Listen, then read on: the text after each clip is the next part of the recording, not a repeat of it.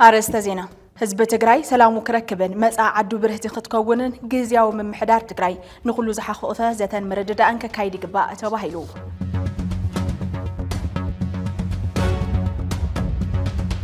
أبي تجري قاتي مزلو كل مداو قالوا لو نكلين كويناتن ورو كويناتن تأفيو بسلام ونفاس نكتكان أب كاب عقم تجارو تخرت مقبار كم زقباء تحبيرو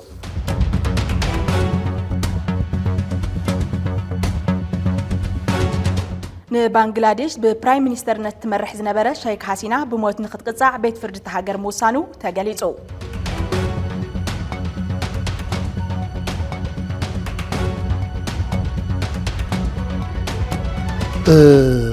يا وحفر السب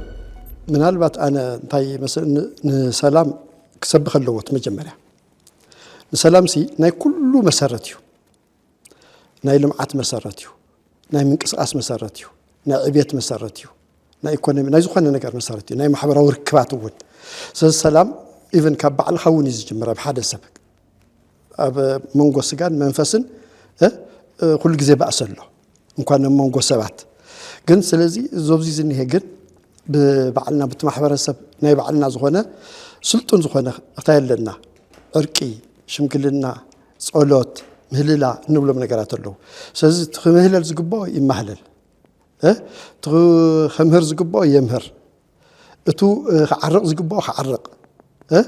اتو نولادو نبيتسبو كلاتنا ببيتسبنا تننجركو تمحبر السب ننجر لنا مالتيو محبر السب دما نيت حزب خاينا كل تحزبس اب سلامن اب فقرن اب حدنتن لمانم انكي وغنا مالتيو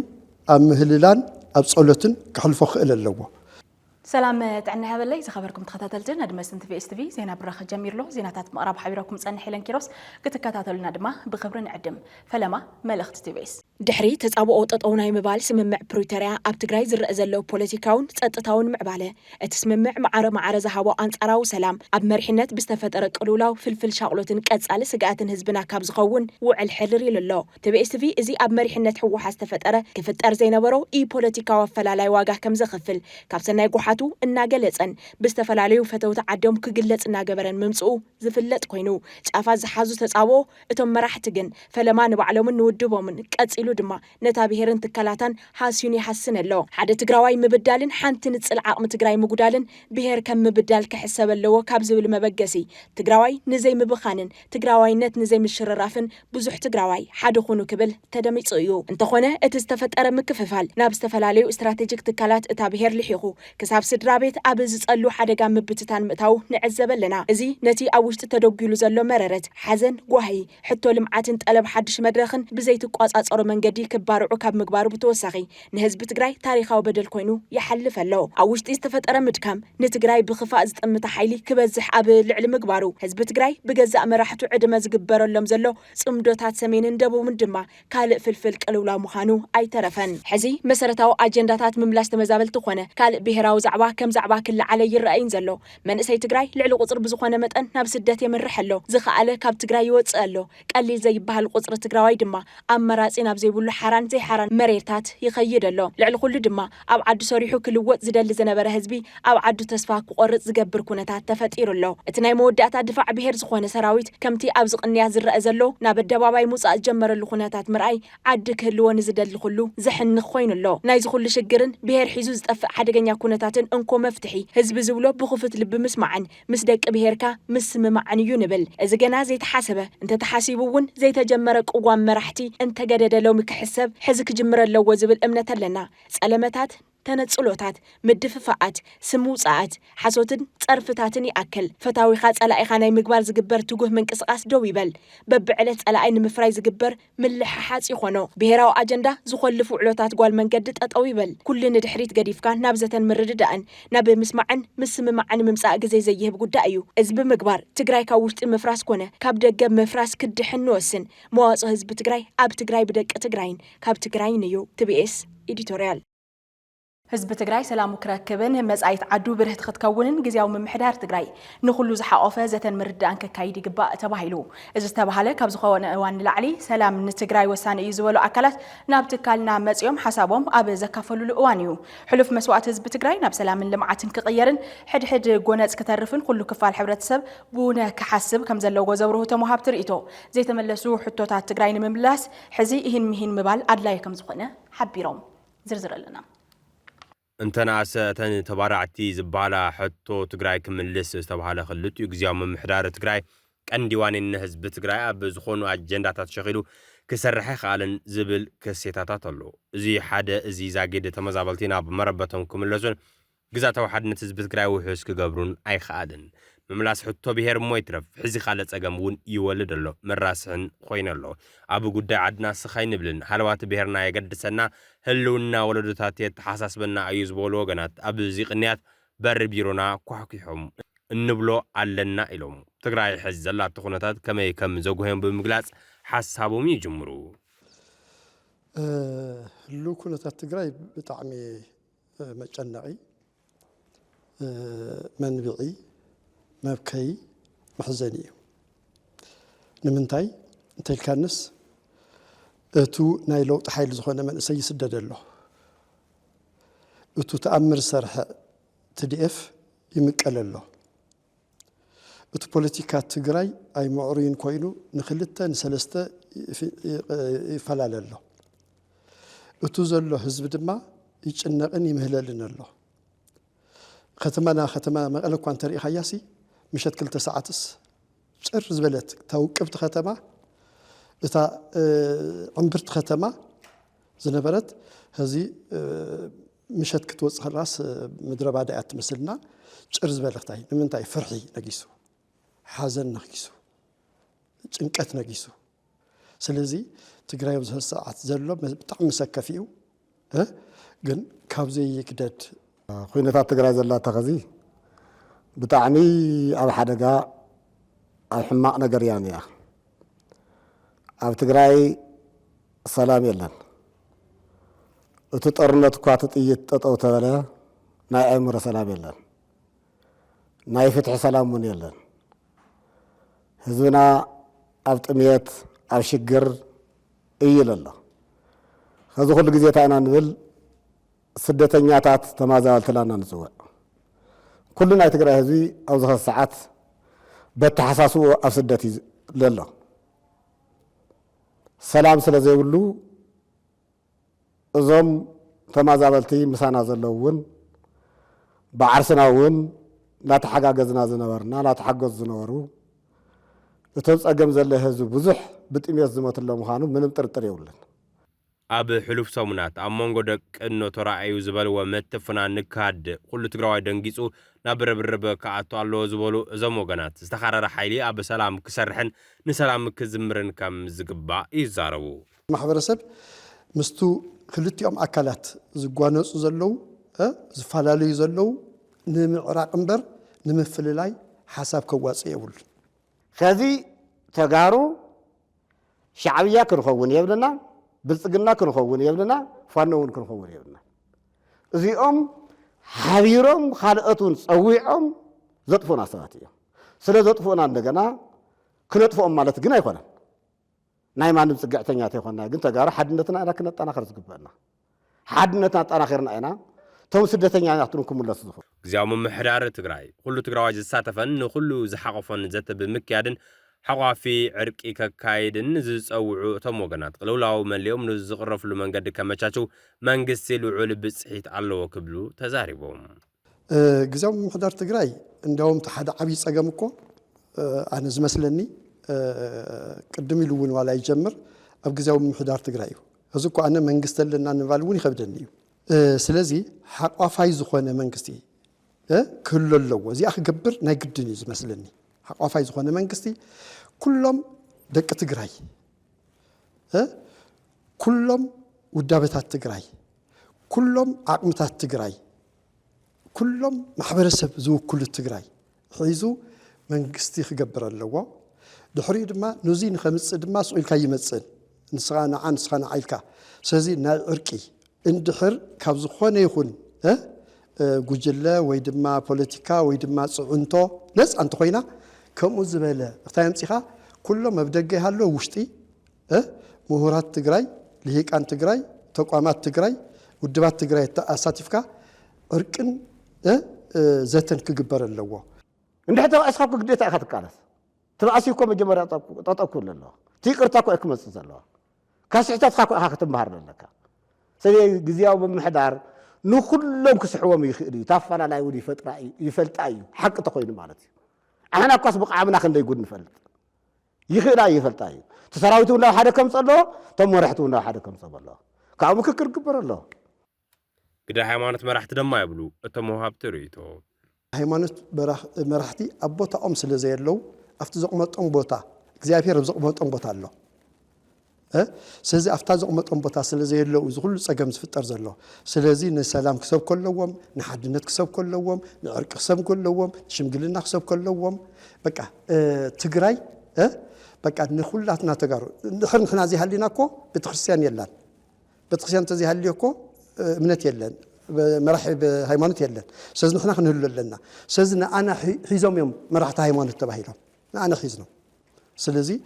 ኣብ እዚ ህዝብ እዚ ኢንቨስት ክገብሩ ኣለዎም ኩሉ ነገሮም ንዛ ሰላምን እዚኣ ንዛ ዕርቅን እዚኣ ንዛ ሽምግልና እዚኣ ታዝ ቀሬት ካብ ዓቕሞም ላዕል እኳ እንተኮይናስ ናብ ኣምላኾም ይጸልዩ ይቅርታ ኮ ውርደት ይዝመስለና ኣሎ ውርደት ግን አይሆነም ይቅር ወሉ ይቅር ክብለልኩም እየ ንዝበደለኩም ይቅር ተልኩም ዋጋኩም ኣብ ሰማይ ብዙሕ እዩ ዝብል እዞም ኣቦታትና ድማ ብእውነት እንድሕር ፈጢኖም እንድሕር ሰሪሖም ብዘይ ቃል ዓለም እንድሕር ተቃሊሶም ሃይማኖት እንድሕር ሰቢኾም ለይምለሰሉ መንገዲ ኢለ ይትሰብ ማለት እዩ ኣፈላላይ ሓሳባት እንትህልውን ምስ ግዚኡ ዘይምጥን መሪሕነት እንተጋጥምን እትዕድል ለመንእሰይ ወለዶ መሃብ ክልመድ ኣለዎ ምስ በሉ ካብ ናብ መንበረ ስልጣን ምቅድዳም ትግራይ መቅዳም ከም ዘድሊ ሓቢሮም ኩሉ ጦርነታት በየን ይመጽኡ ዝብል ካብ ሓደ ከተንብብ ከለኻ ትረኽቦ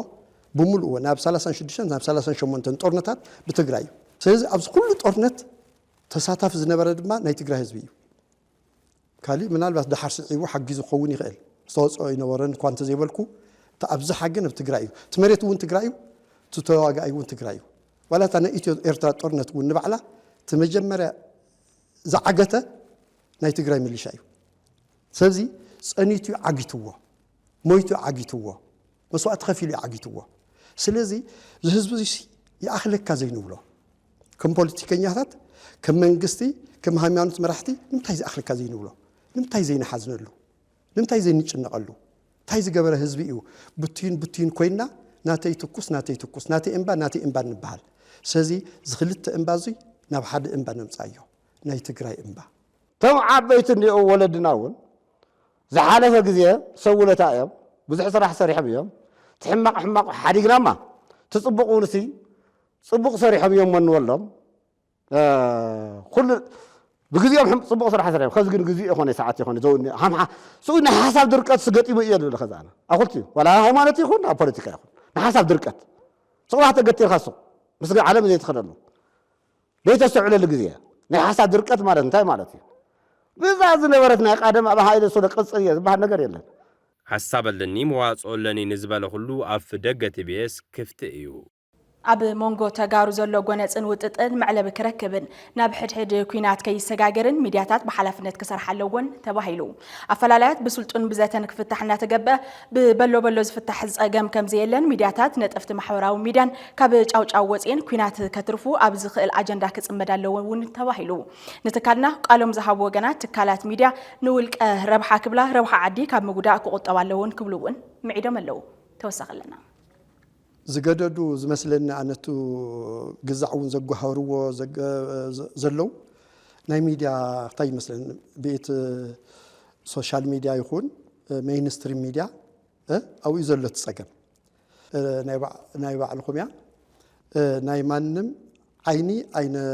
خحلن ناي مانم عندما عينو نقرن تبل ما توني راتكم كرمي عمت ويك تمسر تخلهم هز ميديا زين كتصوت هز جبان كلن سز هزجن انت اين كوين نزلوا طورنز السبكه لمن تايك بحال ناي فيسبوك اكاونتوم ناي يوتيوب اكاونتوم كوس خلهم طورنت يسبخ بريكنج نيوز ويدما سبر زينا تباهيلي نكر حدار 14 طرنت كجمريو زبلس كاب السوشيال ميديا زارب سب كسمع خلاص تحزن سلام كون يلو زي منا ودي سلام كون يلو تزمنا بقى بزح سب ولا تزي صحابلو صحابلو سب جن يفكره نتسبون نتحاسبون سلازي ازي زمنايو ميدياتات يوم زلو بقى سلازي كلهم ناب لبهم تمليسهم كاب فيسبوكن كاب يوتيوبن كاب زخونه وقتاين زركب مخسب قريوم هزبومن امدحان سلام كسب كلهم حدنت كسب كلهم ارق كسب كلهم سلازي انت زكال نيوترال خوينم تزي تايلون سي نزو يدغفو ግን ጦርነት ግን بزخونه መልኩ አይድገፈን ኩይናት بزخونه መልኩ አይድገፈን ስለዚህ በላዒ ሰብ ስለዝኾነ በላዕ ህፃን ስለዝኾነ በላዕ ብፍላይ አዴታትን ስለዝኾነ ህዝብ ዘፈናቀል ስለዝኾነ ዝቀደመውን አይመለስናን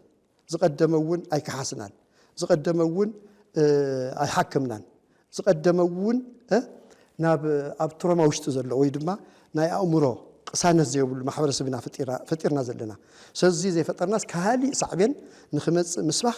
تعبي وانجليو حتيات ونيو بأمنت إلى إذا أمننا كلهم نحد بقى نهزب تجراي دحنت سلام رهوان فقرن حدنتن تزخون تصحفوا تزاربوا إلى أمن خوفوا صحفتنا عالم سلازم يقحت تكنولوجي سلازم عبدس أنا خزين أم ميديا قريبة كنا قرت لهم ميديا سلازمنا خصوصا ده كزر كفاية ولا سلام يكسر بخذلني سقعت يقلص لني يملكتني على بلزيا تكنولوجي سلازم عبده سخونا نقدر زت كان صحف كتوعد أو تربية إساس مصحف قدس أم عراف عصرته خفوص صحفة الصحفة ويا ولا ما يزبن سلازم تقرأ كله صبغ صحفات كصحف الله ما تعرق حساب كم صلاه كله جامعه لا سلام تزي مصيو سلام تزي صحيفه سلام تزي تناجره خذ كيم زبها النجر من دس بسنا مسمعنا ولا أيد لنا لما نم خفوق قالت كنا ناجرون تلتفت أبنا إن الناجر لنا بأي خذي كار أي لا زي خنا ناجر كينا أتي يا أخلنا إيه زبلا أنا اللي بعرفي حزد ما تعزد تتبئس أبي تجري أجات إمزولة كل مديا وقلولاون كإلين كيناتن ورا كيناتن تفيو بسلامة ونفاز كتكأن أبي مكاب عقم تجارو تخرات مقبار كم زجباء بتدقاقامي يزرب أبي استفلالو كفلا على ما زلوا تجارو أو عتزتن سلامة وقالسن يقربوا بزلوا الأوان بوليتيكا مدرخ تجري نبي كاليس أفحي يغير له تجري مدحان تقلله بحتى ومن جدي زتن مرد أن لزبن كوف مبال نمبر تخصن جونت أن زي مخانو تكلنا بتدقاقامي سرح لزلوا أجندة أيو إذا صعبت توارده تحسته سلام كأيح مسمر حزب تجري مخانو نايزقات وجنات كوبيو توسخ لنا. سي تجري هجورة زقباء توديو يحشن يزول عينت التحساس ما دقيه قالوا سي زقباء من هالمات لو ميز توصلنا من سي خادي خليقنا عد حفتو عدي وبيت السو الله عد حاجة دي فكاي يقدفن سلازم مفتح خون سقل تجري ناي سلام ناي لمعات ناي ديمقراطية وتخون مكلاسيا إذن بمل أنا تجري تفتير أنزل لوات أجمعت ندقة نايدقنا جبر كان ندق نايدق ينال كان نحتال كان منور جزء خبك أخل الله ما ينمر أوش نازل أجمع خنفتح خنك على اسم خلال لنا تجري قدامنا هزول بيراو سمرتنا خمس خلال الله بيراو سمرتنا ببرته مثل بزته إز مثل برات يورات برات كورد الله برات أمريكا سلامن حدنتني مثل برات أمريكا بيراو عرق زبال أي سرن زبرز يورد كيجاي كيجا فسيمكم جيجازي جيجاي لكم بوجزوا جيجاي هملا تزول أفهمزي كاب أبي أنت تعمير زول يوردي بوليتيك هنا وقعد دركينا وزي يورد كله بزات فتح فوالو ولا تحسكم وذلهم سلطان يحسكم كوي أهلكم دي أب سلطانكم كو بزح كومبرومايز كبر خير تقرأ يقول كوش أي تبتنوا لنا بعدين بهراو صورة مصنع كينو بهراو ذاته مسخل الله بهراو ذاته زي حلفي كنا حرفه زي نخل من قديس مثلا بهراو ذاته قدين كديلناي كم بهراو قدين حدقت كديلناي هذه حريقنا متأمن نفتر وني مثلا داقنا متأمن نفتر نعرف كنا كنت نقدر لي نبير هذا وزوجته خنا أطلنا هاي تقرأ من قصنات تجارو كقنعوه الله من قصة حزنا من قصنات هاي تقرأ كيف حسنا أنا كاس عاصين خل هي مدة العام خلونا يخل استنعنا نتواردنا نكون كزور لتزيني حاور وردتي بهرا وردتي تقرأ زي لا تهز بهرا وردتي بس تقرأ زي لا تهز كم بهرا وردتي زي وسيلهم كبيري كزور لتزيك متسنخل كم تجاردون تينا راح خينات تا زي مساعدو تايلو a war doesn't do anybody any good خينات كخينات تاي يروح له انوت هيوات مدفع نبرك مبراس انوت دي تاينا ندحري تملسنا نينا لنا نفوتي سو دارتو افتو خينات تنصرحنا يو ايات تمرتي عني توم انا بس دكنا بزوصو تيتملسو قرن بو طعمي ولا بخاي سبر با طعم بخاي سبر عدك المعو هاجركم مرحيلنا هيوت ساك دايما عسي سينا بحكي زي يتعسل يحزن لذي أزول ناي حلوف في الشيء حزها تاي نقرر زول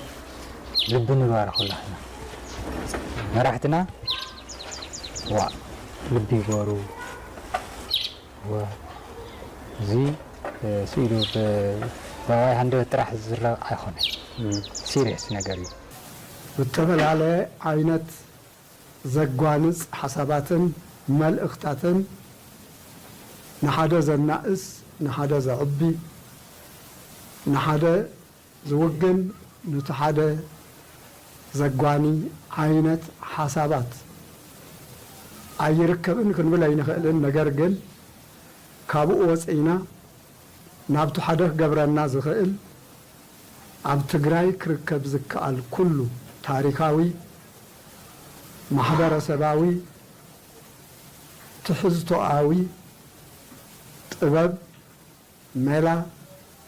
ناي إهن مهن حزكا سب نزع حساب زقلس الله بنزع زقلس حساب زي إقر الله زي درة الله مسل ناي بعلون ناي كالئن كشاب زحلوه زخونه يكون تقراواي بحسابه زي قوانه الله تقرأي نمرأي زي بهج نشتى عبي علو كبهال أي كانوا نجرجن أب كيناتن أب أزيو زسكحك جوداتن مجوداتن نايز كبيد عنواتن زس أنها محبرسب بسنة لبنا بمحبراوي هيوت زنبرة متأسسار بتستسيلو እንደገና ነው ዙይ መሊስካ محواي عبي متحببارن مستوعلن تأجستن طببن مدن ماصن كم زدلي ካብ ተጋሩ ንላዕሊ ኣብ ሰዓቱ ዙይ ዝርዳእ ሕብረተሰብ ኣሎ ኢልና ክንሓስብ የሸግር ኣብ ውሽጢ ትግራይ ይኹን ኢትዮጵያ ይኹን ወፃኢ ዓለም ይኹን ዘሎ ትግራዋይ ኩሉ ካብ ናብ ፈጣሪ ብዙ ሰዓቱ ዙይ ዝምህለለሉ ዘሎ ቁፅሪ ሓደ ጉዳይ ሰላምን ምርግጋእን እዩ ብዙ ሰላምን ምርግጋእን እውን ኢትዮጵያ ክትርዳእ ጎረባብትና ክርድኡ ዓለምና ክርዳእ ስለ ሰላም ዝቆመን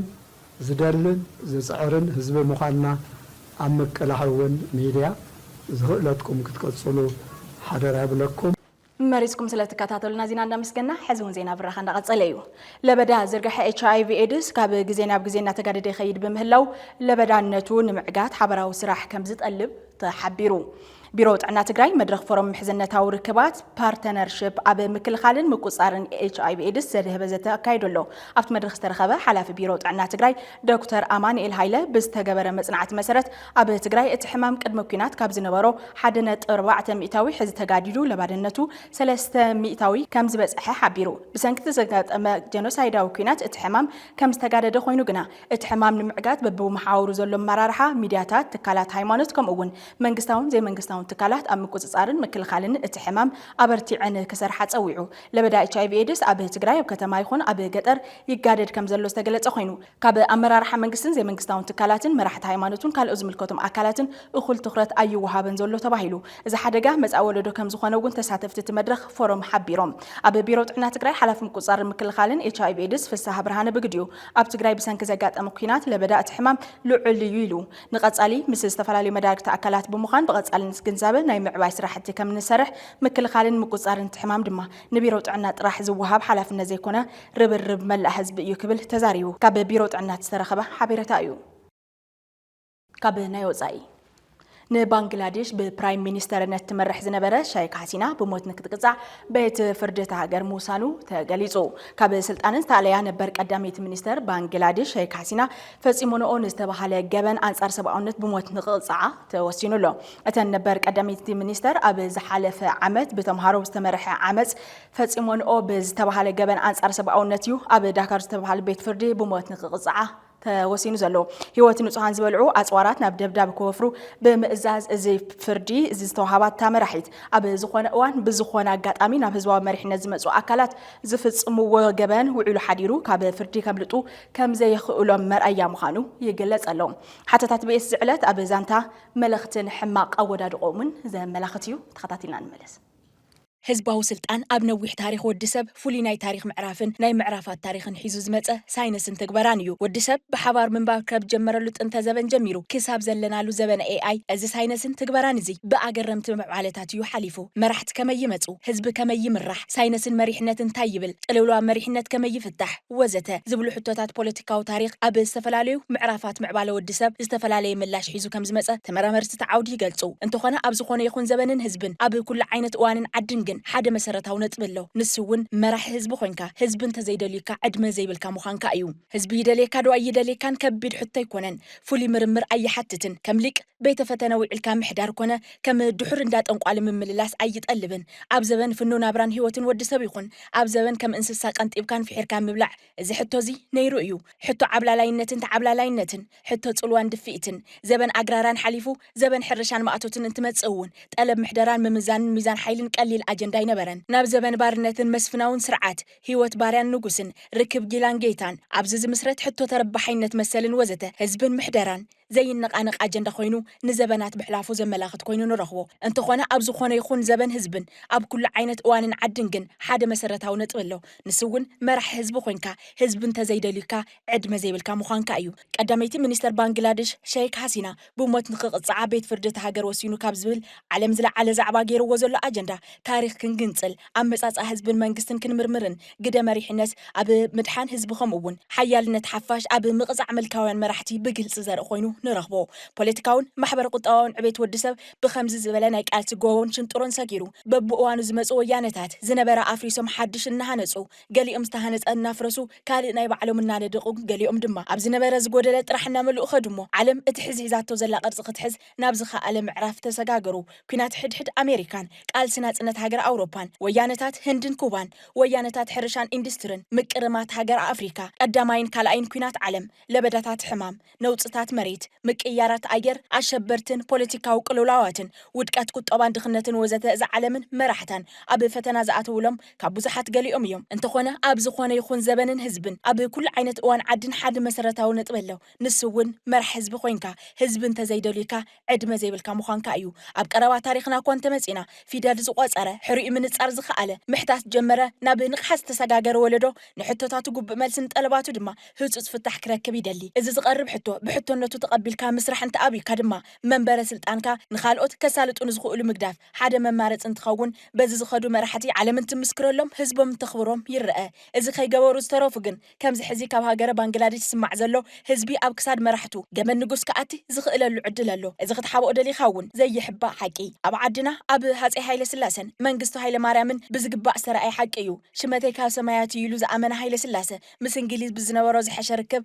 ኣብያተ ትምህርቲ ክዝርግሕን ገለ ኢትዮጵያ ትግራዋያን ክመሃሩን ባይታ ፈጠረ እዞም ዝተመሃሩ ወገናት ልዕሊ ዝመሃሮም ክኾኑ ባህርያዊ እዩ እትመሃር ካብ መምህርካ ዝሕሽካን ምዃን እዩ እትወለዶቲ ወለዶ በዓል ጥላሁን ብርሃነ መስቀል ረዳን ጥላሁን ንግዛውን እዩ ወለዶ በዓል ማርታን መለስ ተኽለን ፊደል ዝቆፀረ ሕሪኡ ምንጻር ዝኸኣለ ምሕታት ጀመረ ናብ ንቕሓ ዝተሰጋገረ ወለዶ ነበረሙ ንጃን ሆየ ኣክል ክብል ስኽፋ ይበሎን ዓመታት ካብ ዝዓየመሉ ወንበር ክትስእ ዘይከኣለ ሽማግለ ብኢድ ደርግ ተሲኡ ናብ መዕረፊ ምስተወሰደ ዛጊደይ ተስአን ንሕቶታት ጉቡ መልሲ ንጠለባቱ ድማ ህጹጽ ፍታሕ ክረክብ ዝብህግ በብዘበኑ ዝመጽእ ወለዶ ነቲ ክሳብ ኣፍንጭኡ ዝተዓጠቐ ኣብ ኣፍሪካ ቀዳማይ ኣርሚ ዝሃነጸ ብድንቁርና ዝቃረደ ስርዓት ደርግ ዓጠቕጥቕ ዘበለ ወያናይ ትግራይን ካብ ካልኦት መሓዙትን መቃልስቱን እዋን ምስ ሓለፈን ወለዶ ዝሓለፎ መልእኽቲ ሓደን እዩ ወለዶታት ናይ ባዕሎም መንፈስ ኣለዎም ወለዶታት ንዘመኖም ክመርሑ ንእዋኖም ክውንኑ ንመድረኾም ከጸብቑ ኣብ መድረኾም እውን ክደምቁ ዝጋገዩ እንተኾይኖም እውን ኣብ ገዛእ ናይ ባዕሎም ዓለም ክጋገዩ ምፍቃድ ግድን ምዃኑ እዩ መንግስቱ ሃይለ ማርያም እውን ኣብ ካልኣይ ሰሙን ወርሒ ጉንበት ንዚምባብዌ ምስከደ እነሆ 34 ዓመቱ ኣይተመለሰን እዚ ባህርያዊ ናይ ወለዶታት ዛንታ እዩ ኣብ ዝቕንያት ኣብ ባንግላዴሽ ዘጋጠመ እውን እዚ እዩ እንተኾነ ኣብ ዝኾነ ይኹን ዘበንን ህዝብን ኣብ ኩሉ ዓይነት እዋንን ዓድን ግን ሓደ መሰረታዊ ነጥብ ኣሎ ንሱ እውን መራሕ ህዝቢ ኮይንካ ህዝቢ እንተዘይደልዩካ ዕድመ ዘይብልካ ምዃንካ እዩ ዕድለኛ እንተኮይንካ ኣብ ዜጋታትካ ዘይምጭካን መንግስቲ ኢኻ እሞ ናይ ኣቦ ወይ ናይ ኣዶ ግርማ ምልባስ ዕድለኛ እንተዘይኮይንካ ከም ብዙሓት መራሕቲ ዓዲ ኣይከኣልኩን እሞ ተረከቡን ምባል ዕሪኻ ዘይተዓደልካ እንተኮይንካ ከዓ ከም መራሒ ዒራቅ ካብ ጉድጓድ ተፋሒርካ ክሳብ ትወፅእ ትቃለስ ከም መራሒ ሊብያ ኣብ ጎደናታት ክሳብ ዝትፍአልካ ትዋጋእ ከም መራሕቲ ሶርያን ማዳጋስካርን ከም ሓጻር ጣፍ ሞሊእካ ትጠፍእ ብግርማ አንበሳ ነጊስካ ብግርማ ከልቢ ትሃድም ካብ ስልጣን ተኣልያ ጸንሐት ነበር ቀዳሚት ሚኒስተር ባንግላዴሽ ፈጺማቶ ዝተባሃለ ገበን አንጻር ሰብኣውነት እዩ እዚ ብባዕሉ መራሕቲ ዝውስንዎ ውሳነ ውዒሉ ሓዲሩ ከመይና ብተሓታትነት ከም ዘምጽእ ዘመላኽት ኮይኑ ኣሎ እዛ በዓልቲ ባንግላዴሽ መራሒት ብሞት ንኽትቅጻዕ እዩ ተወሲኑ ዘሎ ይወደግ ን27 ዓመት ሃገር ዝመርሐ ብብዙሕ ወንታን ኣሉታን ስሙ ዝለዓል ውድብ እዩ እቲ ኣወንትኡ ንሎም ንጎኒ ገዲፍና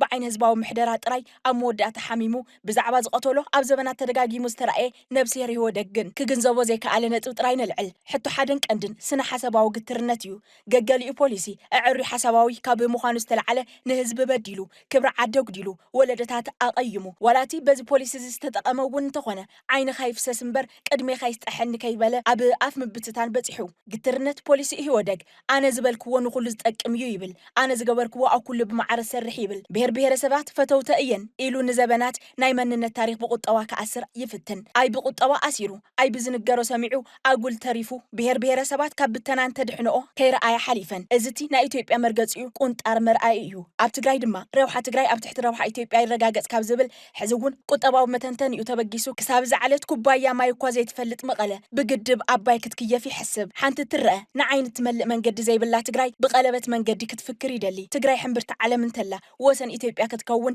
ፖሊስን ስትራቴጂን ይሰርሕ እዚ ኩሉ ሕዚ ኣብ ትግራይ ኣብ ከተማ መቐለ ሕሉፍ ብሄርተኛ ክኸውን መንነቴ ብሄሬ ኣይትወሊሉ ዝቆጥቆጦ ወዲ ብሄር ቤቱ ይቁፀሮ ኢልካ ዝሕለፍ እዩ ክሳብ እዛ ሰዓት እዚኣ ሓንቲ ማእኸል ባህሊ ዘይብላ ሓንቲ እንዳ ሲኒማ ዘይብላ ሓንቲ ቤት ሕትመት ዘይብላ ኮታስ ትግራይ ምስ መንነታን ክብራን ዘይራኸው ገመዳ ዝተበጣጠሰ ዓዲ ኣብ ምፍራስ ይወደግ ጥራሕ ዘይኮነስ ኣብ ህንፀት ይወደግ እውን እትጸንሕ ኣይነበረትን ይኹን እምበር ሕቶም ዓርነት ልምዓትን ፍትሕን ዘንደዶም ደቂ ማእኸል ሃገር እዚ ብደም ደቂ ህዝቢ ዝተሃነፀ 27 ዓመት ሙሉእ መንገዲ ኢትዮጵያ ዘጎለለ ሓይሊ ኣብ 2-3 ዓመት ዓጠምጠሚሉ ዘይኸውን ኮይኑ ሰኣን ሕቶ ህዝቢ በብንእሽተይ ምምላስ ብስነ ሓሳባዊ ግትርናኻ በብዓውይኡ ትወድቕ እታ ሎሚ ኣጀንዳ ኮይና ዘላ ነበር ቀዳሚት ሚኒስተር ባንግላዴሽ ኣብ ዝሓለፈ ዓመት ብተምሃሮታ ሃገር ኣብ ዝተመርሐ ዓመፅ ተረኺባ ሕቶኦም በብንእሽተይ ክትምልስ ኣይከኣለትን እዚ ብዘይ ምግባራ ድማ በብዓውይኡ እትወድቕ ኣይመሰላን ገበን ፈጺማ ቀሊል ሕቶን ንዝሓተቱ ተምሃሮ ከቢድ ብረት ክትኮሰሎም ጌራ እዚ ድማ ገበን አንጻር ሰብኣውነት ተባሂሉ ተፈሪዱ ኣብ ዳካር ዝርከብ ቤት ፍርዲ ንስነ ሓሳባዊ ግትርና ንጨካን ተግባራ ዝምጥን ቅጽዓት ዘይምህላው እዩ ኢሉ ብሞት ንኸቐጽዓ ድማ ወሲኑ ሓሲና ኣብ ልዕሊ ሰላማውያን ሰባት ድሮናት እያ ተኲሳ ኣብ ልዕሊ ሰልፈኛታት ሄሊኮፕተር እያ ኣብሪራ ታሪኻዊ ምህራን መራሕቲ ኣብ ዝፋኖም እንተለው ንሱ ዝረአዮም ዳሕራይ ከመይ ገዚፍ ምዃኑ ኣንቢባ ኾነ ነቢራ ይተረድኣን ኣብ ዝሓለፈ እዋን ዝቐረበለይ ዘሎ ክሲ ፖለቲካዊ እዩ ኣነ ገበንኛ ኣይኮንኩን ገበን እንተለኒ ብዘይ ሸራዊ ትካል ይጻረ ክትብል ዝጸንሐት እዛ ነበር ቀዳሚት ሚኒስተር ሰማዕ ይረኸበትን ኣብ ዘየለትሉ ድማ ብሞት ንኽትቅጻዕ ተወሲኑ ኣሎ ን15 ዓመታት ኣብ ስልጣን ጸንሐት ሓሲና ዘበን ስልጣና ከም በዓል ጋዳፍን ሳዳም ሑሴንን ከም ጃንሆይን መንግስቱን ኣብ ቀረባና ድማ ከም ህወደግን መራሕቱን ከም መራሕቲ ኔፓልን ማዳጋስካርን ጽቡቕ መኸንበቲ ኣይረኸበትን ሕዚ ሓለዋ ኣብ ህንዲ እያ ትርከብ እቲ ውሳነ ከመይ እዩ ተግባራዊ ክግበር ዝተሰምዐ ነገር የለን ብትእዛዝ ዛኸም ኩሎም መለኽቲ ፀሓይ ዝወነነት ዝመሰላ ዝነበረት መራሒት ህይወት 1400 ባንግላዴሻውያን ከም ዘጥፈአት ንቤት ጽሕፈት ሰብኣዊ መሰላት ሕቡራት ሃገራት ጠቒሱ ዘጋርዲያን ዝተባሃለ ማዕኸን ጸብጺቡ ኣሎ እንተኾነ ኣብ ዝኾነ ዝኾነ ይኹን ዘበንን ህዝብን ኣብ ኩሉ ዓይነት እዋንን ዓድን ግን ሓደ መሰረታዊ ነጥብ ኣሎ ንሱ እውን መራሕ ህዝቢ ኮይንካ ህዝቢ እንተዘይደልዩካ ዕድመ ዘይብልካ ምዃንካ እዩ ድማ ዝዛንታ እዚ ነቶም ከመሃሲና ፍርዲ ዝተዋሃቦም ኣይኮነን ነቶም ከመሃሲና ዙፋን ዘላቐ ውሕስና ዝህብ ዝመስሎም እዩ ሰላም ንትግራይ ሰላም ንዓለም ኣብ መወዳእታ TBS TV ስሩዕ ፈነወ ካብ ዝጀመረሉ እዋን ፈሊሙ በቦርሑ ፍሉይ ናይ ትኹረት ኣንፈት እናነፀረ ዜናን መደባትን ቀሪፁ ኣብ ምፍናው ምፅንሑ ዝዝከር እዩ እዚ ሒዝናዮ ዘለና ወርሒ ሕዳር ድማ ይምዕብሉ ኣብ ዘለው ፀጥታውን ፖለቲካውን ጉዳያት ንዕቀባ ሰላምን ሓለዋ ብሄራዊ ድሕንነትን ዝኾኑ ኣጀንዳታት ምቕራፅን ባህጊ ሰላም ህዝቢ ትግራይ ንደጋውያን ውሽጣውያን ሓይልታት ምስራፅን ይኸውን መሰረታዊ ሕቶታት ህዝብና ተመልሰሉ ብሄራዊ ህላው ዓድና ዝረጋገፀሉ መንገዲ ሕውየትን ዳግመ ህንፀትን ተተሊሙ ፍጻመ ዝረኽበሉ እቲ ብሕታዊ መንገዲ ዘተን ምርድዳእን እዩ ካብ ዝብል መሰረታዊ ቅዋም ብምብጋስ ኩሎም ሓይልታት ንሰላም ኢዶም ክህቡ ፃውዒት እናቕረብና TBS ነዚ ገዚፍ ብሄራዊ ዋኒን ብፍሉይ ይጥምት ኣሎ ሰላም ሕርያ ህዝቢ ትግራይ እዩ ሕቶታት ትግራይ ብሰላማዊ ፖለቲካዊ ቃልሲ ምፍታሕ ይከኣል እዩ እዚ ንረብሓ ህዝቢ ዝሕለቕ ኣጀንዳ ንሎሚ በዚ ስዕብ ትሕዝቶ ክነላዕሎ ስለዚ እንተ ተዓሪቕና እዩ ዘጠመልና ሓደ እንተኮይንና እዩ ዘጠመልና ሓደ ናይ ሓድነትን ሓደ ምዃንን ትርጉም ኮርኢና ኢና ዓለም 13 ጊዜ ሕብረት መንግስታት ተኣከበኮ ንማንም ተኣኪበ ይፈልጥን ንጋዛ ተኣኪበ ይፈልጥ ንፍልስጤም ተኣኪበ ይፈልጥ ንገለ ተኣኪበ ይፈልጥ ንዩክሬን ተኣኪበ ይፈልጥን ንትግራይ ንምንታይ ሓድነት ትግራይ ተኣምር ስለ ዝሰርሐ ናይ ተኣምር ውፅኢት እዩ ነይሩ ንሱ ስለዚ ሓድነትና እዩ ተኣምር ዘምፅእ ሓድነትና እዩ ኣብ ኩሉ ነገር ለውጥ ዘምፅእ ኣብ ሰላም እውን ኣብ ልምዓት እውን ኣብ ዝኾነ ይኹን ነገርና ስለዚ ሓድነት ብዘምፅእ መልክዑ ቃንያ ክእል ኣለዎ ቃንያ ክእል ኣለዎ ዘህዝ ግበር ኮንፈረንስና ንሱ ገይሩ ድሕሪኡ ሓቋፋይ ዝኾነ መንግስቲ ናይ ምምስራትን ኩሎም ኣብ ደገ ዘለው ኣብ በረኻ ዘለው ኣብ አዲስ አበባ ይሃሉ ኣብ ዓፋር ይሃሉ ኣብ ትግራይ ይሃሉ ኩሎም ብሓደ ክዛቱ ይኽእል ኣለዎም ህንካ ሃባ ክበሃል ኣለዎ give and take ወይ ድማ ህንካ ሃባ ማለት ቀሊል ነገር ኣይኮነን ስለዚ ተሓደ ዘለዎ ይህብ ተሓደ ድማ ዘለዎ ይህብ ስለዚ ከምኡ እንተገይሮም ትማልኮ ሓቢሮም ፍታ ፀገም ኮ ይፈልጥዋ እዮም ታ ጭንቂ ይፈልጥዋ እዮም ታ ጦርነት ይፈልጥዋ እዮም ኣብ ጭንቂ ኣብ ጦርነት ኣብ ኩናት ኣብ ጥሜት ሓደ ዝነበሩስ ንምንታይ ኣብራህዋ ይፈላለዩ ስለዚ እዚኣቶም ሓደ ምፅኢኻ ብፖለቲካ እንድሕር ኮይኑ ብፖለቲካ ይዝፍታሕ ፖለቲካ እንተኮይኑ ተፈላለይ ስለዚ ብኩናት ዝፍታሕ ምንም ነገር የለን ስለዚ ኦም ምፅኢኻ ዘተኽገብሩን ሓባራዊ መንግስቲ ከጣይሹን ክግበር ክእል ኣለዎ እና መንግስቲ ይሃልወና እዩ ነገር ብናይ ዓለም ኣቀፍ ሕጊ ትሪኦ ተለኻ ሰምዕ ተለኻ ምስዕ ዘይቀፅል መንገዲ እኒአና እዩ ግን ከዚ ይኾነ ትፈትሕ ዝካየድ ኣይምከን መጀመርያ ጥያቄ ክትጥየቕ ዘለዎ እቲ መፋትሒ እዩ ከስንደድ ዘለዎ እምበር ከዚ የትነፂና የብሓደ ኮይና ኣጉሊና ዘለና ማለት ይመስኩለን ሃገር ዝበሃል እውን የምናይኮ ትግራይ ከዚ ለምሳሌ ኣይናት ሃገርና ማለት ዞም ተፈናቀልቲ ጥራሕ ይኾኑ ተፈናቀልቲ መፅኦም ናብ ትግራይ ተፈናቂሎም ኣለዉ ናይ ከዚ ዕድል ግን ብጣዕሚ ሓደገኛ ሕማቕ እዩ እታ ትግራይ ትበሃል እውን ከይንስና ኣነ ዝፈርሕ እዚ ተቐፂሉ ማለት እዩ ምክንያቱ ኩሉ ናይ ትግራይ ህዝቢ ናብ ሰላም ክመፅእ ኣለዎ ሰላም ክፀብኽ ኣለዎ ሰላም በለኺ ክልተ ደቅና ነዋዲኺ ውልድን ዋላደን ነባሊዒ ዓዲ ሓወስ ነይሩ ዓዲ መርዓ ዓዲ ዓበይቲ ዓዲ መንእሰይ ነይሩ ዓዲ ቆልዓ ዓዲ ተስታይ ነይሩ ዓዲ ጣዓ ኣንታ ዝኩሉ ናበይ ኣሎ ህዝብና ሰላም ይበል ኣሎ مباركة زخبركم تخاطلتنا دمستن TBS TV نعاكم حارينا زقربنا لكم زيناتات نزي أمسل نيرهم بستروا فتح استاتاتنا سنة عن حد كون لكم منا سلام